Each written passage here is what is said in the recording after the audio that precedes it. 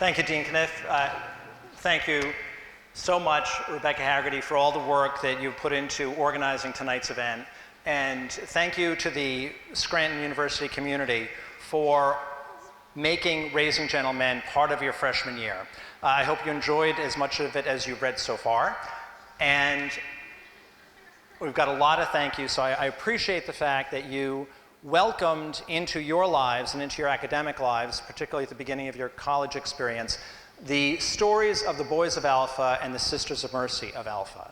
So thank you for doing that. Thank you, Rebecca. Thank you, Dean. And thank you all mostly for giving me my first opportunity to buy a purple shirt. I've never had one before, and now I feel completely prepared for Advent and looking forward to having something to wear there.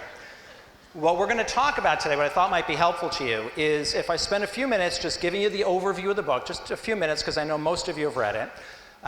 Also talk a little bit about the process of writing a book and what challenges that includes. And then talk about, then introduce some of my co-speakers tonight to give you a sense of who they are and let you bring their stories into this evening's presentation. So, the quick synopsis: between college and law school, I entered the International JVC, Jesuit Volunteer Corps, spent 2 years down in Jamaica. In the JVC, we were all assigned to teach at different Catholic high schools, but part of our role there was also to be part of the school's ministry program. So we were to take our students, in all of which were in poor communities in Kingston, and bring them into even poorer communities so that those students would learn service as a part of their life. I taught at St. George's College. I lived about a 20-minute walk away. In between, when I would walk back and forth to my school from home, I would pass by Alpha Boys School. And I thought, well, here's an orphanage. It's right on the back steps of St. George's. I'll bring my students there. Walked in the door one day to Alpha, walked up to the office, met Sister Magdalene and said, I've got these boys from St. George's. They need a ministry program. How about if I bring them over here to work with the young boys that you have here at Alpha? She welcomed the idea. I started bringing my students there. Then, in the evenings, because we were in a very modest house where we were living in Kingston, not a whole lot to do in the evenings after I corrected my English papers for my classes, I'd walk back to Alpha and read bedtime stories and start getting involved with the kids there. And I ended up spending more and more time at Alpha, so that by the time I was coming back for a second year in Kingston, I asked the sisters if I could just move in and become part of the community there. I'd continue to work at St. George's, but I'd come back to Alpha each evening and work with the boys. Again, Sister Magdalene welcomed the idea. So I moved in and spent a full year, although I worked at Alpha for 2 years, I spent a full year actually living there at the convent with the sisters and helping with the boys. That's the quick overview of that. When I left, I said to myself, I can't really just take myself out of this completely. I feel a commitment to help Alpha continue to service these wonderful kids. We had 3 nuns, 250 boys, 96 of them in the junior home, the rest in the senior home, lots of needs. And I wanted to make sure that I could contribute to that. So for 15 years, as I got married, started raising a family, for 15 years I talked to my wife about, I should write a book about Alpha, to let people know about the wonderful work these sisters are doing, but really to raise money for the orphanage. After 15 years of talking about it, my wife finally said at dinner one night, it's time to either write it or stop talking about it, because I'm done hearing about it. So I started writing the book. Took 2 years to write it, 2 years to edit it, and 2 years to get it published.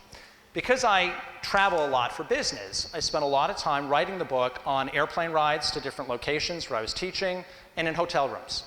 Pulled it together, and by the time I was done, it wasn't a good product. It wasn't a strong document. Shared it with a couple of people, they gave me some ideas, and everybody had a different take on it. I was concerned about how much of me should be in the book. I wrote one version where I wasn't in it, I was just observing everybody else. That didn't really work. I wrote another version where it was a lot of my commentary on what was going on there. That didn't work. So I had some people saying, there needs to be more you in the book. Then people saying, there needs to be less you in the book. Then one person said, there needs a different you in the book. That was mostly my wife saying that. She said, you know, I read the book, you're kind of whiny in the book. And I said, well, I exaggerated in some parts. She said, no, you didn't, you really are that whiny, but I didn't expect you to put it in the book. And so earlier versions of the book read a lot different than the current one does. But the goal was to make sure I was putting out there a product that would really represent the lives of the sisters and what they were doing for the boys, and the lives of the boys and the struggles that they faced. So eventually came up with the book that you have all read. So let's just talk a little bit about the book itself. Raising Gentlemen, Lives at the Orphanage Edge. Why Raising Gentlemen? The sisters were providing the best they could with very limited resources. In the social service world, there's something called 3 hots and a cot, which stands for 3 hot meals and a place to sleep. And if you're trying to provide services to needy people, that's considered the baseline. We provide 3 hots and a cot. The sisters wanted to provide more than that. They wanted to contribute to raising truly gentle men. Not just give them a place to rest their head, but teach them how to be better adults. And that's what they were doing in all the different ways that they were contributing to the boys' lives. And the subtitle, Lives at the Orphanage Edge, was important to me to express to all of you because I lived in the orphanage and worked with the kids there for 2 years. And yet if anybody said to me, well, then you really know what it's like to be an orphan, I'd say no, there's no way. That as close as everybody who served at the orphanage could come to it, we live at the edge of the orphanage. Unless you grew up in the orphanage, you couldn't really get into the orphanage the way the orphans experienced it. Not the way the boys did.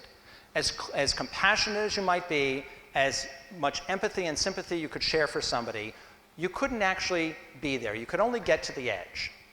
And if you were a boy in the orphanage, you could never pass that line of having grown up in an orphanage. That would always form you. And so in many ways, we were all living our lives at the edge of the orphanage, some on the outside, some on the in. In addition to that, the line works in a different way. We all, if lives take their typical course, we all become orphans eventually. It's the natural course of things. We are supposed to outlive our parents. And so we all eventually get to the point where we lose our parents if life takes its natural course. And that moment when you become an orphan is very striking for people for obvious reasons. I live in Westchester County. I take a train in Westchester County, New York. I take a train into Grand Central every day. And one of my friends had lost his mother early in life. But he was 45 when he lost his father.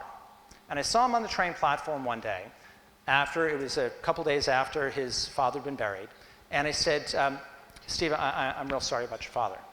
He said, yeah, I appreciate it. He said, I guess I'm an orphan now.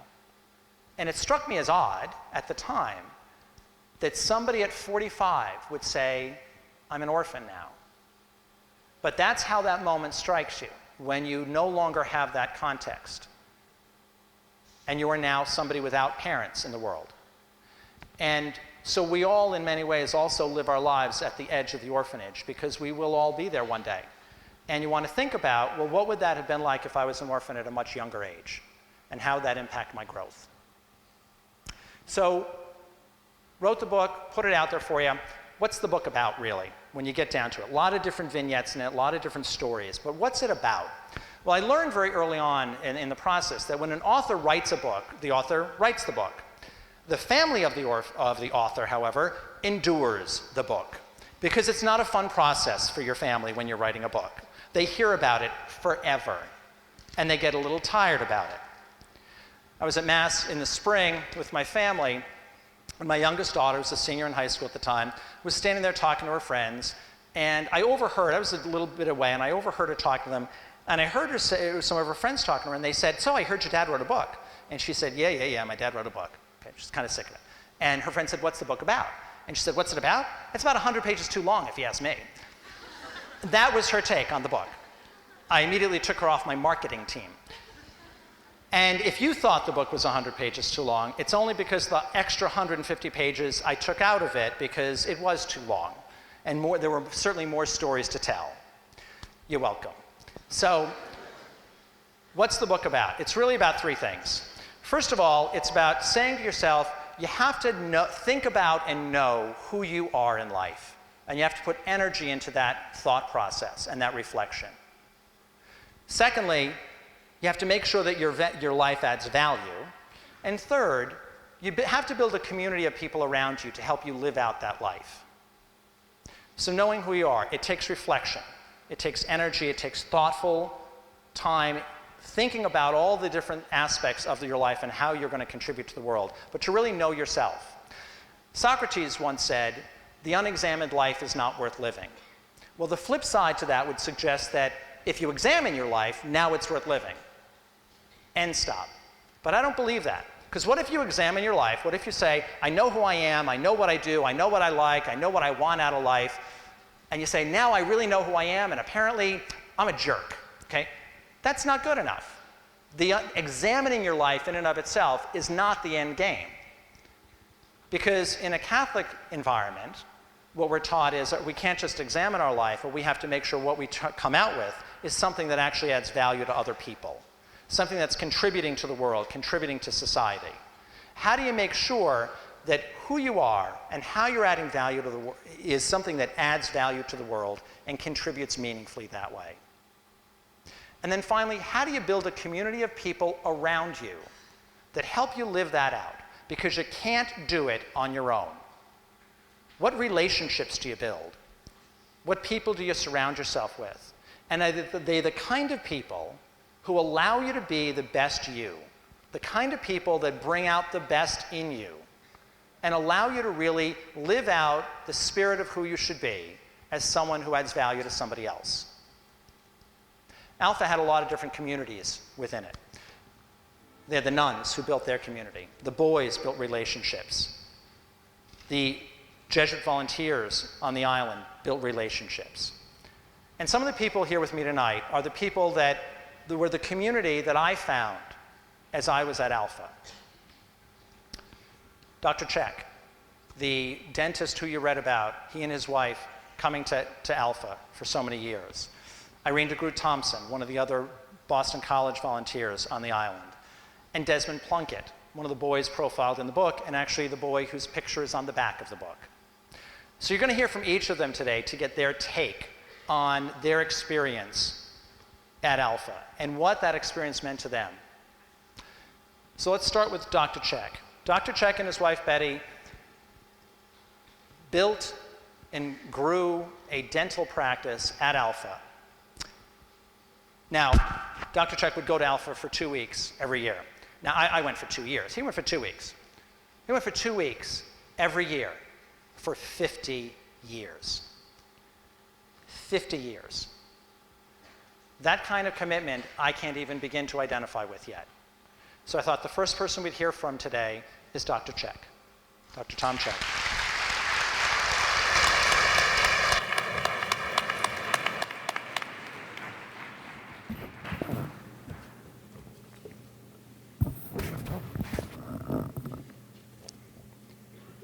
Tonight, I would like to start my talk by borrowing from St. Bernard of Clairvaux.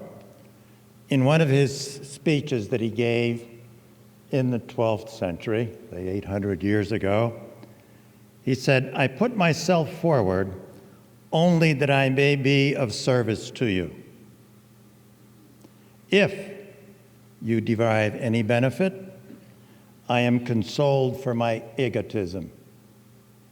If not, I have only displayed my foolishness." And in that spirit, I begin my talk to you. And I'll start by sharing the small part that I played with my wife in raising gentlemen. In 1962, Jamaica received her independence from Great Britain.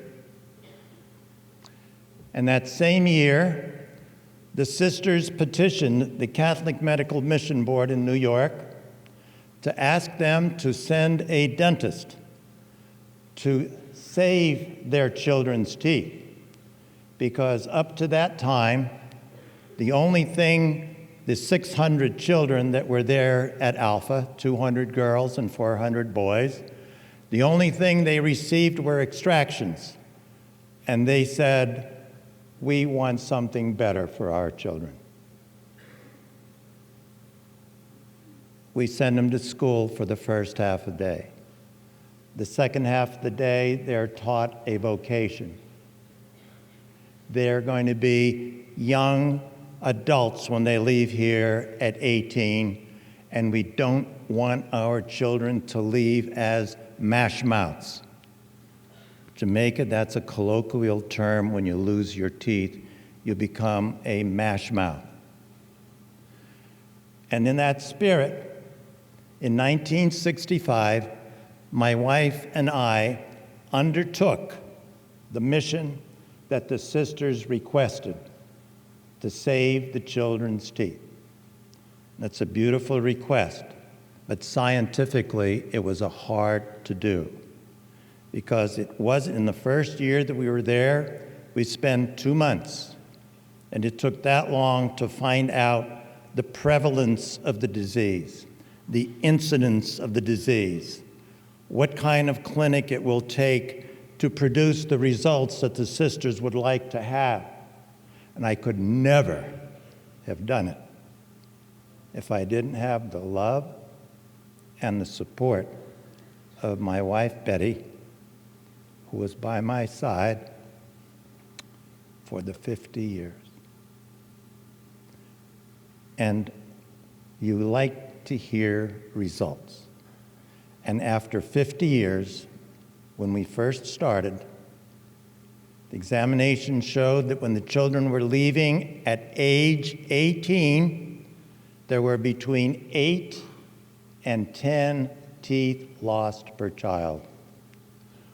I don't think I would find anyone in this room 18 that has 8 to 10 teeth missing. I know I wouldn't. But after 50 years, in the program that was called the Incremental Care Program, approved by not only the United States, but by the United Nations as a successful program, our last year, when we examined the children, there was only 1 tooth lost for every 11 children. And that's my dental story. Now, let me go to the next part. The next part is not about me, but I had to tell you a little about me because it was a little bit about us, my wife, and our very, very supportive family. Rick Warren, in his book, A Purpose-Driven Life. Has anyone read Rick's book, A Purpose-Driven Life? It has sold 36 million copies. The guy had something to say in order for 36 million people to buy his book. In the very first line, in the very first paragraph, it reads, "This book is not about you." But the rest of my talk is going to be about you. Why? Because you're first a very selected group in your freshman class. For every one of you freshmen sitting in the chair, there are 9 other individuals that wished they could sit in that chair. That's the great group that were really desiring to come to the University of Scranton, and you were the ones that were chosen. So let me tell you something. Because this is really about you, we have to know what your playing field is.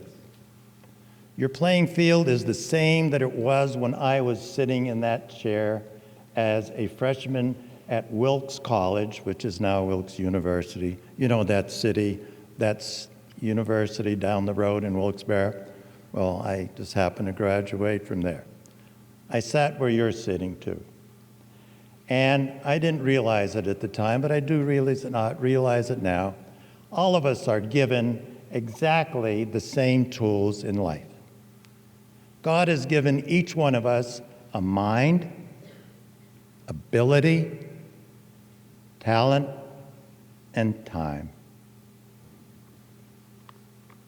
It's all the same. It doesn't change for any one of us. They are the gifts that God gives to each one of us.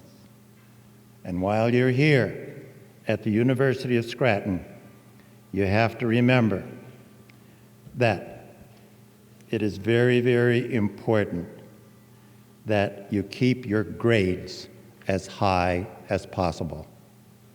Because America, for some reason or other, loves numbers.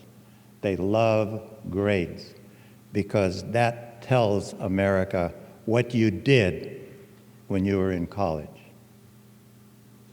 Of equal importance, when you leave, you're going to ask for a letter of recommendation from a professor or a teacher. And he's going to write a letter that is going to describe you. He's going to tell of your character, your attitude, your behavior as a student life, and what you contributed while you were a student here. All of those things someone is going to read, and they're going to know what kind of person you are, how you used your academic ability, and what your character is like. And they are both very, very important, because that's who you're going to be when you leave after 4 years. In this, I want to leave you a little note. I don't know if any of you have read C.S. Lewis's little book on Mere Christianity. While you're preparing yourself, and while you're getting ready for that road ahead in life for you, it's always important to remember that it's like your cup of life. And you can't fill your cup of life with just yourself. If you do, in the long term, you're going to be very disappointed. You have to leave a little bit in that cup for others.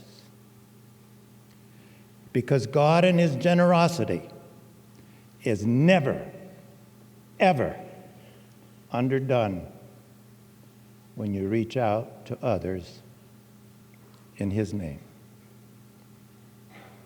And C.S. Lewis said it very shortly. He said, if you prepare yourself for the eternal life, you'll get this life free in the deal. But if you don't, you will lose both. And this is a very intelligent group, and a very deep group. You have not only academic roots, but you have spiritual roots, and you have deep values. And America is going to be proud of all of you when you leave in 4 years, you freshmen, and start your work in the competitive world. In Jay's book, he talks about the nuns, the 3 nuns, Sister Magdalene and Sister Ignatius and Sister Marie-Therese.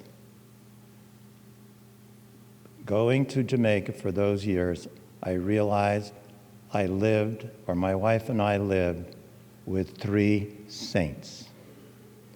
They lived a calling.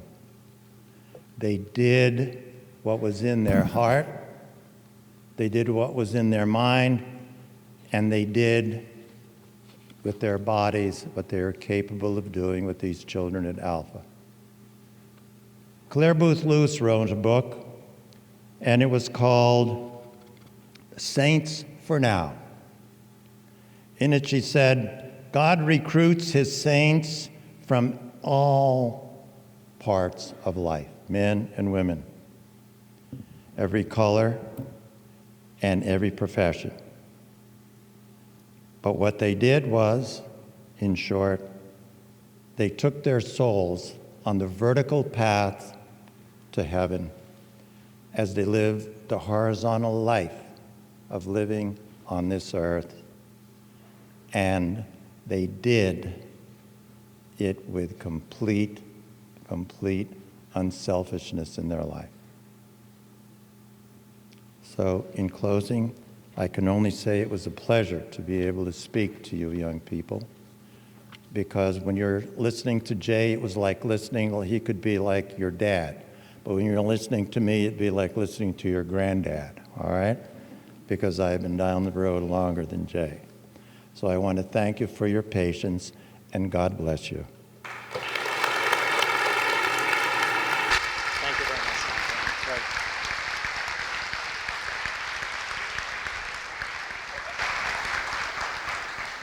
Thank you, Dr. Check. Is it March? Dr. Check is making his 51st trip to Jamaica, where he will continue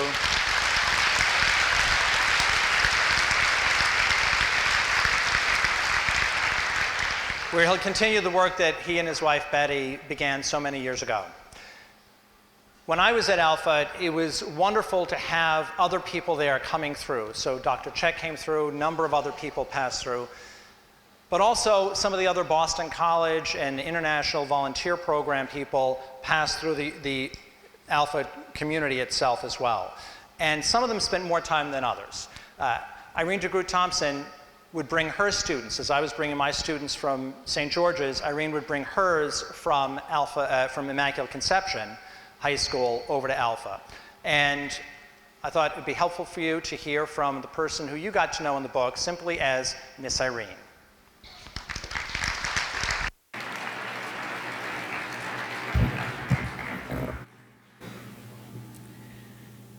"30 years ago, when I was a volunteer in Jamaica, I would never have imagined that one day I'd have the opportunity to speak to a group as large as this, talk about Jamaica, and talk about my friend Jay's book that he would write about Alpha Boys School. My time in Jamaica came about because I was open to the opportunity of volunteering. I was open to the opportunity of giving my time and talents to a worthy cause. And I'd like to challenge all of you to do the same, to say yes to the opportunities to volunteer now and throughout your life, because I can guarantee your life will be greatly enriched by your experiences. Opportunities to volunteer are all around. International opportunities like Jay and I had in Jamaica, as well as meaningful opportunities in your hometown, serving the homeless or hungry, or any issue that's of interest to you. It can be a full-time commitment or a couple hours a month. Based on where you are in your life and who is depending on you for what, different opportunities will be a better fit. The important thing is to be open to the opportunity and to engage. But my challenge to you isn't necessarily going to be easy. When I first went to Jamaica, I met Yolanda, a woman suffering from leprosy.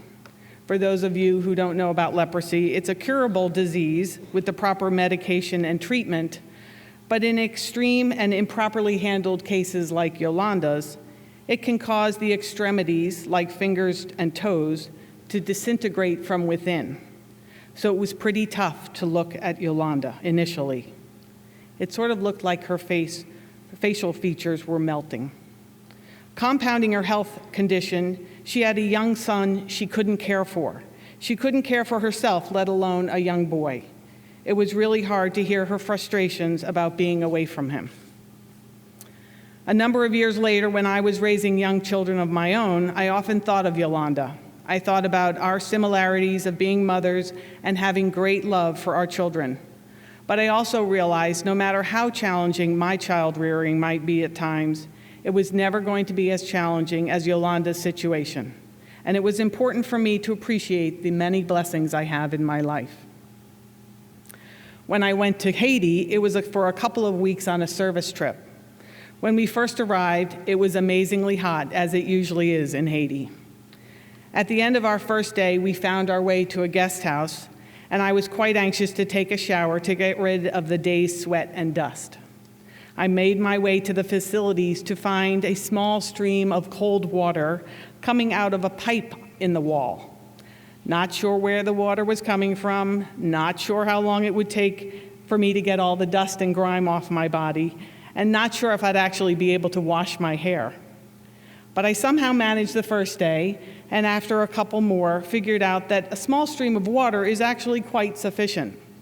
In fact, all those full-powered showers we have back home is actually a huge waste of drinkable water. Over the years, I've been very aware of wasting drinkable water and often have the picture of that water pipe flashing through my mind as a reminder when I become a little too indulgent. When I went to Scotland one summer, it was to live in community with developmentally delayed adults. A friend had told me about the opportunity, and since I was in between work and graduate school, I quickly said yes. On the night of my arrival, I was directed to the dining room because it was dinner time, and as I approached the room, I grew uneasy as it was very loud with a din of excited chatter. As I was offered a seat by one of the staff, I then became quite nervous, actually. I hadn't had much opportunity with developmentally delayed adults, and I wasn't sure what I had gotten myself into. From my seat at the table, I quickly learned it was going to be a noisy experience.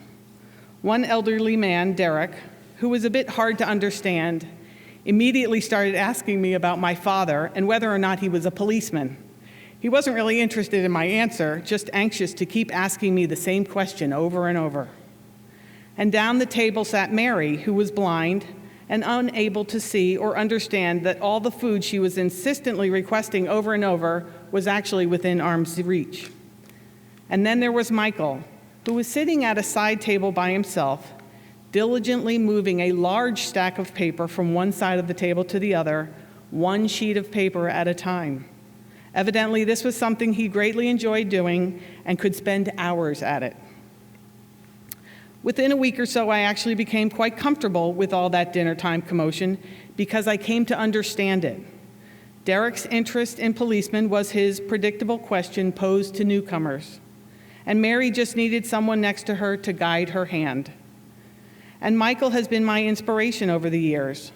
The picture of him sitting at his paper table is my reminder to keep things simple and to spend time doing what I enjoy. Being open to opportunities to volunteer and saying yes to those opportunities has brought me many enriching experiences in my life. I hope you will take me up on my challenge and enjoy similar rewards. Thank you.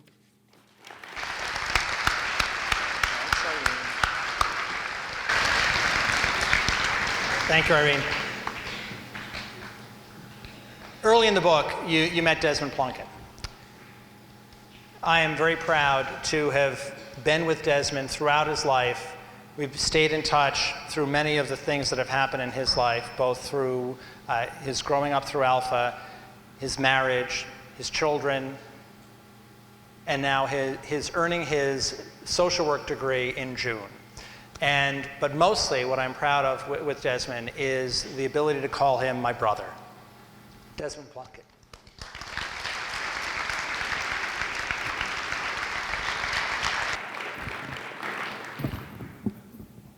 Good evening, everyone. I am extremely happy and excited to be here today. Dean,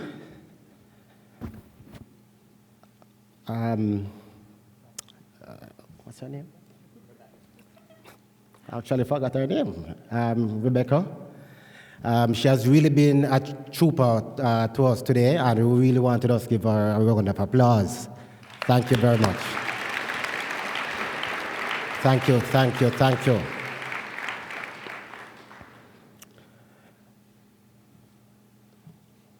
It is indeed a pleasure and a joy when I was asked by Mr. Jay he asked me not to call him Mr. Sullivan, call him Jay. And I'll try my best because you can understand that over 30 years of friendship and the way in which he has affected my life, It is very difficult to call him Jay, but I will try my best. Before I go into what I want to say, I want to just say greetings on behalf of my wife and my 2 children, Angela, Justin, and Angelica. They are actually praying for me at this point in time. Socrates once said, "The true wisdom is in knowing that you know nothing." And ladies and gentlemen, that statement is indeed reflective of my life.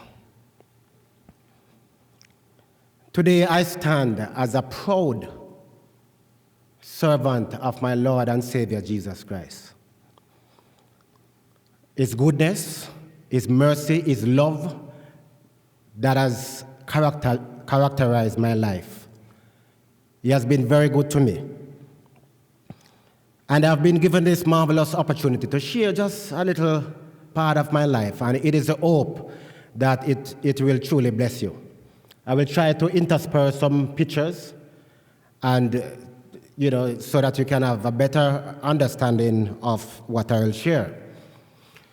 But certainly I grew up at Alpha Boys School under the heading Care and Protection. And that is simple saying that my parents were unable to care for me. They were unable to provide the basic things of life. And so I ended up in state care. And as a result of that, I went to Alpha Boys School, and the Sisters of Mercy, Sister Ignatius, Sister Marie-Therese, Sister Magdalene, they provided a community for me. They cared for me. They provided three meals a day. They provided educational opportunities.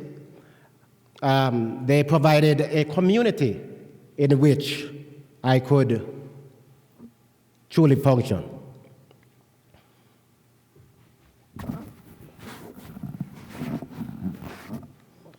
This is a picture of myself and one of the young men at the school, and we are playing puzzle right there. And that is typical of the kind of environment that was provided, where I was able to share with persons who shared my own values.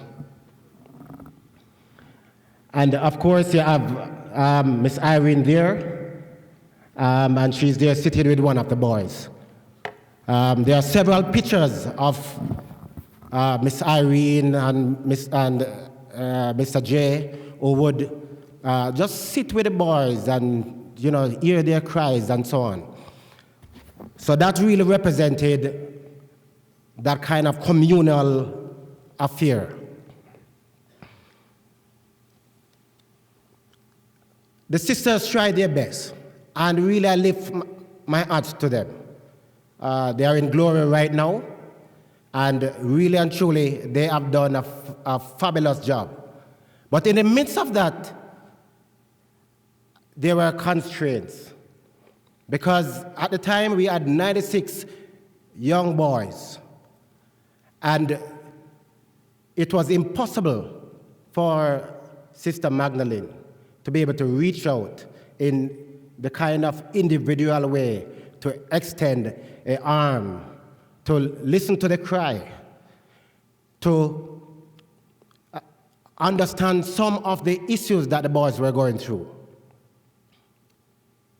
to understand the deafening silence that resonated in our hearts, and the fact that there were much more that were needed to bring connection.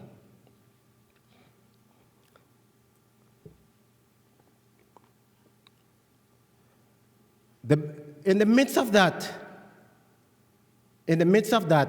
there were persons who appeared in my life. And there's a quote from Maya Angelou that says, I have learned that people will forget what you said, people will forget what you did, but people will never forget how you made them feel. And that, ladies and gentlemen, was a truism for me, because I never forget how Dr. Check and Mrs. Check made us feel. Very special. They made us a part of their world. They not only gave us a smile in terms of ensuring that our teeth were fine, but they brought little goodies. They whispered encouraging words to us. There are other volunteers like Jay and Irene. They went the extra mile. As you could see in the picture there, that they sat with us. They listened to some of the cries. They reached out beyond themselves to be able to be effective with the kind of issues that we were going through. And at the same time, they were not preaching down to us, but they were just demonstrating how our family should be by just living that out, by being themselves and understanding what we were going through.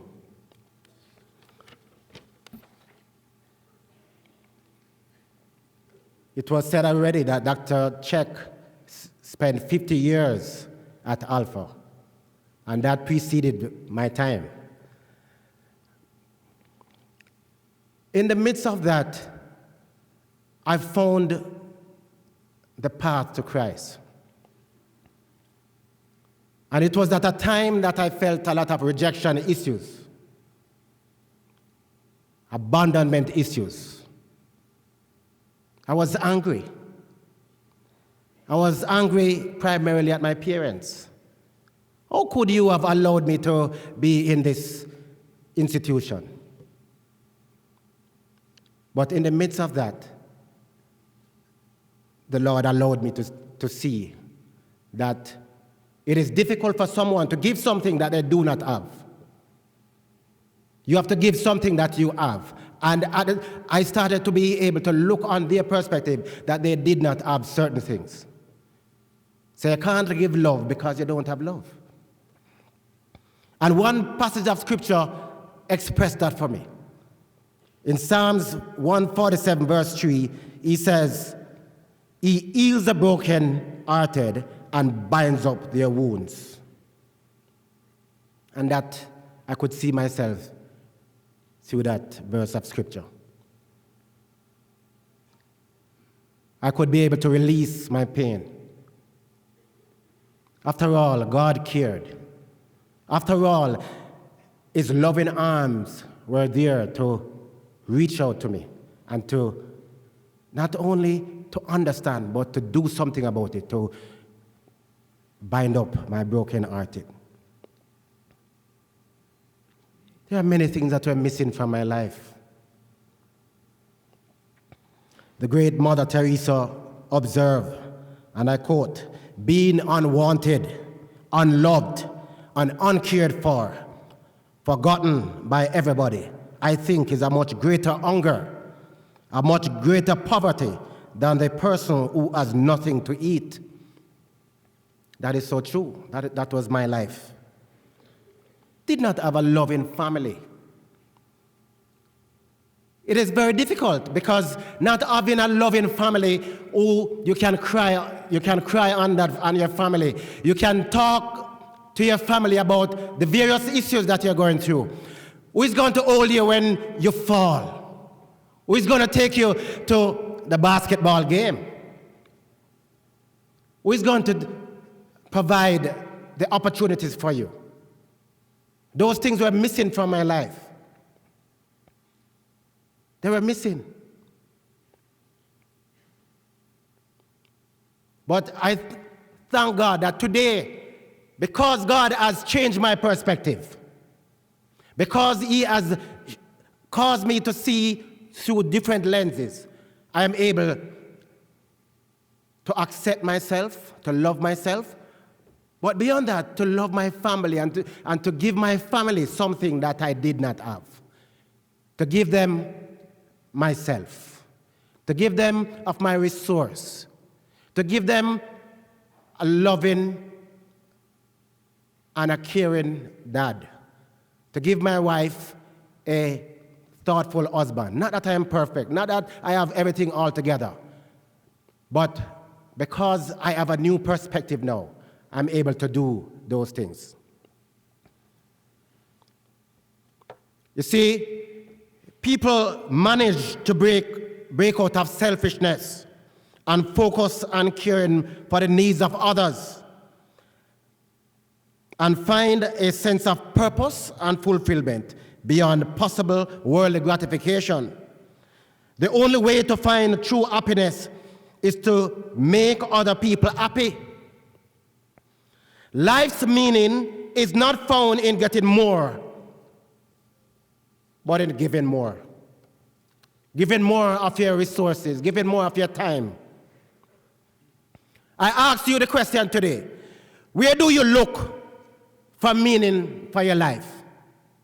Many people are going in various directions and are looking for meaning, with a boyfriend or a girlfriend and so on, or, the latest gadget, the latest car, the latest house and so on. And though those things are good, they are not enough. So most people miss out because they never discover the simple truth. We cannot find peace and fulfillment by ourselves. It only happens when we trust in God and serving others. So we trust in God, and we also, the outworking of that is that we serve others. We serve our community. We serve our neighborhood, because God has placed us in this place, not for, in Jamaica we say, not for buck up. He has placed us in this place for a purpose. Of course, you happen to get your education at one of the famous universities, Scranton, and I love this place. Wow, you are in a wonderful university. But beyond that, what are the values that you will take with you to impact another person's life?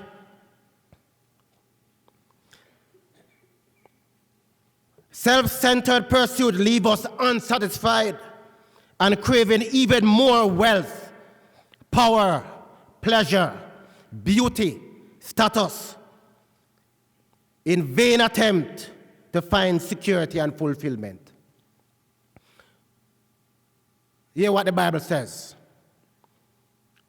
in Isaiah 58, verse 10 to 11. It says, feed the hungry, help those in trouble. Then your light will shine out from the darkness, and the darkness around you shall be as bright as day. And the Lord will guide you continually and satisfy you with all good things and keep you healthy. You want health? Focus on the things of God. Healthy too. And you will be like a well-watered garden, like an ever-flowing spring.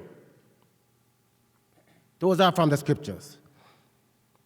And then it says in Philippians chapter 2, verse 3 to 4, do nothing from selfish or empty conceit, but with humility of mind, regard one another as more important than yourselves.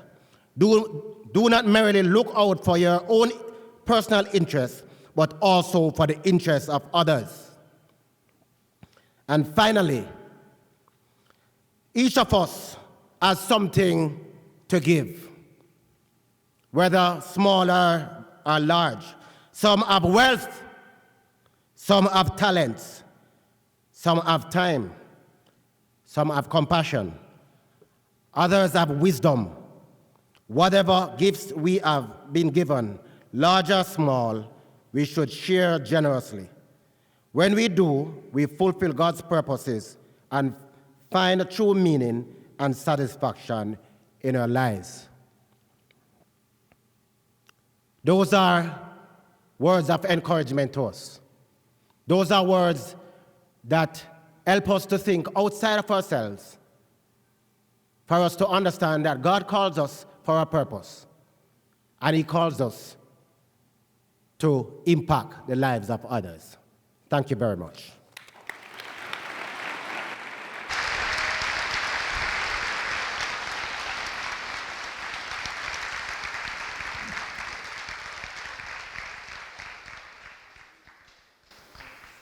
When I introduced Desmond in the book, one of the first lines I did was to compare him to Morris Matthews. And part of my concept of the book was that Morris Matthews wasn't afraid of anything, in part because he was living on the street and he thought he wasn't afraid of anything. And I introduced Desmond by saying, Desmond Plunkett, this little 13-year-old that I met, was afraid of everything. And at that time, he was. I don't think Desmond's afraid of a whole lot anymore. What do you think? Okay. Great job, Desmond.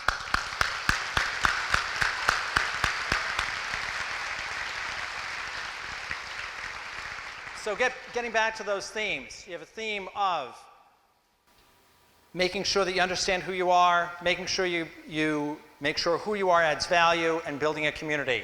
The nuns knew who they were.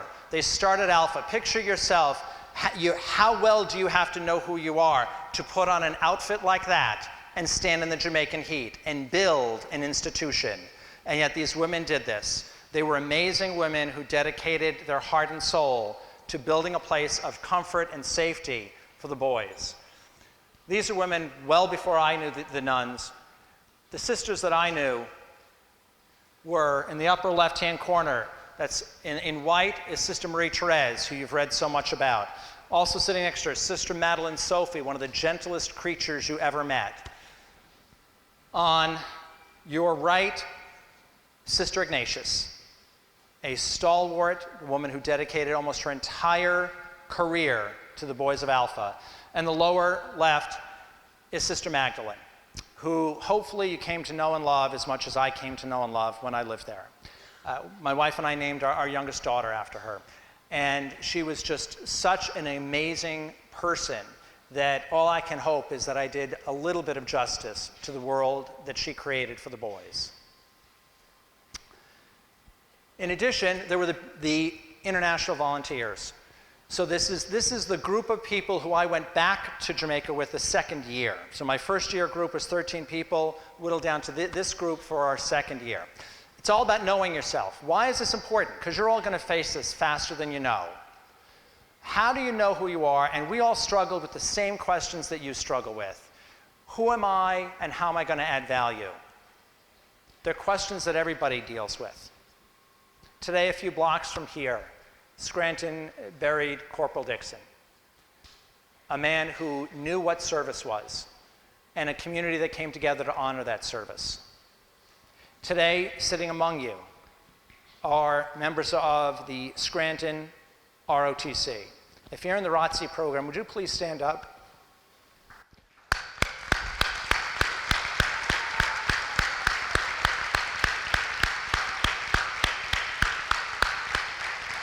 These are people, thank you very much. These are people who dedicated themselves and have decided to serve you day in and day out and pick that career. My son graduated last year from ROTC and is now beginning his 7 years of service. He's down at Fort Benning, Georgia. If any of you would like to talk about that with me afterward, I'd be glad to share with you what I know about the program. You're in a wonderful program, and thank you for your service.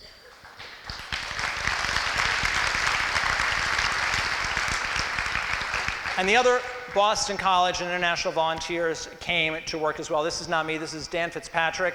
He is wearing some of the t-shirts that you read about in the book that the BC Bookstore donated to us down in Jamaica. The second from the right is none other than Desmond Plunkett wearing that t-shirt. So you can see who he started as, a little shorter, a little thinner back then. Okay, it's gone already, I'll show you later. And of course, Miss Irene, who the boys waited so anxiously for every day. Irene kept us on our toes, and we never knew when she was going to show up, but the boys were always very excited about it. Again, just more people contributing, and they're contributing in whatever way they could. I moved in the place. Other people contributed when Irene came consistently every week, a couple days a week with her students or on her own. Dan would show up. That picture of Dan was he showed up on a weekend so that we could take the boys to the park when I needed an extra pair of hands. So people contributed the way they could, and that's what you'll do. You'll find a way to contribute in what works for you. The boys themselves had opportunities. So certainly at Alpha they were reading. In case you're curious, on the left, O'Brien. On the right, Silent Malcolm. Malcolm, I knew Malcolm for 2 years. Never once did I hear him say a word. He was such a gentle creature. And they're sitting in the doorway of Sister Madeline Sophie's classroom. And Sister Madeline, now Malcolm's sitting there reading a book. Malcolm can't read a book. All he was doing is O'Brien, mimicking O'Brien, turning the pages. He wasn't able to do any of that. But again, one of those people who you spend time with and all you can do is be present to them. And that is going to be your gift when you work with others sometimes and you're struggling to figure out what can I do for this person. Sometimes all you can do is be present. The boys also learned a trade, whether it was the shoemaking shop or the woodworking factory or the printery. The sisters were trying to give them as well-rounded an environment as possible. And many of the boys were in the band. And Alpha is continuing its band program as a way of giving the boys a skill they can use after they leave the orphanage. And they also, of course, had to care for the gardens. I don't know how they could walk balancing those things on their head, but they did it, and it was amazing, and it impressed me every day. But you keep boys busy. And then, of course, they had to clean. This, by the way, is World Head. One of those interesting people, one of those interesting aspects of Jamaica. You never knew if you were going to be called by your last name, by your first name, or just some made-up nickname for somebody. World Head had a head the size of the world, and so they called him World Head. It was as simple as that. And he's walking up the steps that I, in one chapter of the book, carried Sister Marie Therese down. So that's in the environment you're looking at. And the boys played. So that's Richard on the right, and just one of the other boys putting a kite together on the left. Of course, there's something in Greek mythology called a muse. You know what the muses are? There were 9 muses. They're usually depicted as nymphs. And they were the people who inspired artists. But muses didn't actually do the work. This is Dr. Tom Check, and in the other picture, his wife, Betty, who was more than a muse because she was sitting by his side year after year, day after day, examining teeth and helping to save the children's teeth. And I think we owe a round of applause for Betty Check.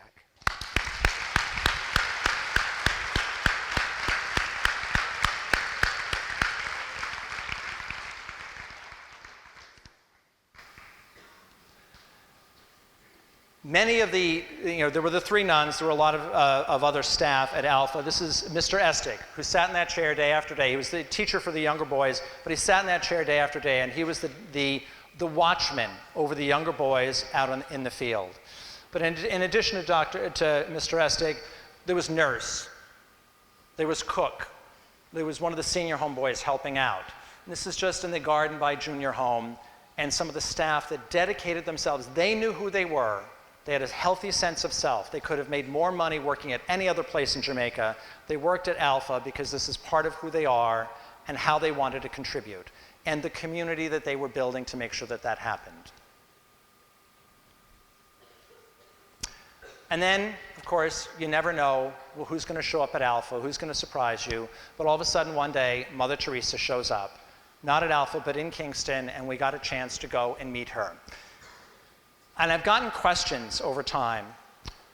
When I sent the book off to editors, when I sent it off to agents, they'd write back and they'd say, some nice stories, seems like a stretch in some ways. And then a number of people indicated, but Mother Teresa, really? As if I made up meeting Mother Teresa, which I really don't think you're allowed to do. This is chronologically the last picture I took, because if you read this chapter, then you know that right after this, she comes walking over to me, and I was in the way for her getting in her car, and I was so startled when I turned around and she was standing there and needed help getting into the van that I just dropped my camera, which broke, and therefore couldn't take any pictures after that. But this is the last picture I took in Jamaica, but not a bad deal. To wake up one morning, just go about your business, and in the afternoon find out in about a half hour you're going to meet somebody who's considered a living saint.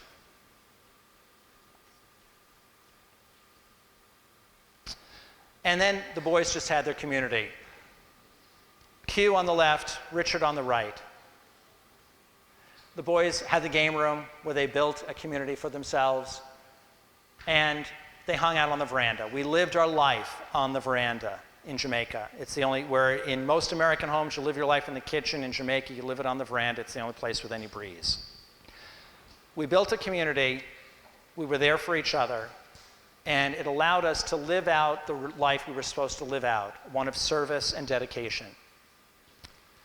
There's one chapter in the book where the boys get a haircut. And Q and O'Brien get their heads shaved bald. Sister Magdalene intervenes so that Richard does not get his head shaved because of all the scars on his head. And she doesn't want him to be known by his scars. So she intervenes there. Afterward, the boys come down to the library with me and they help me unload some books. This picture is taken in the convent garden. At the base of the stairs was this fountain. And when the boys left, and you can see there's a book in O'Brien's. O'Brien's taking a drink. Q is holding the tap open for him. You can see a book in O'Brien's hand. When I saw this scene as I was leaving my room, I grabbed the camera because I thought, it's all about service. It's all about building a community. And what represents that better than just one brother helping another brother get a drink of water? It's that simple. And that's what they built for each other. That's who they were for each other. They were brothers. They built a community in spite of the fact that they were living in an orphanage. And they were there for each other. And back in the day, when I was in Jamaica, you didn't take a picture on your cell phone and then you had that cell phone. You had that picture immediately. You could check it, delete it, take another one. You took pictures. You waited until the roll was done, which might take weeks or months. You sent it in. 2 weeks later, you get your pictures back. And when I got this picture back, and I realized that I had something special. That's Q staring right into the camera, helping O'Brien, getting a drink. And the look on his face is one of complete serenity. He's doing what he should be doing. He's helping a brother. And it's what each of us is asked to do. We're a little bit over, so I can stop here and let me just see if anybody wants to take any, I'm glad to take any questions if you have any, and then I'll do a quick wrap up. So anybody have any questions? And if you do, there's a microphone right in the front here. I know it's kind of a big role and we're a few minutes late already, but. All right, then let me just wrap up with this. Let me leave you with a simple thought.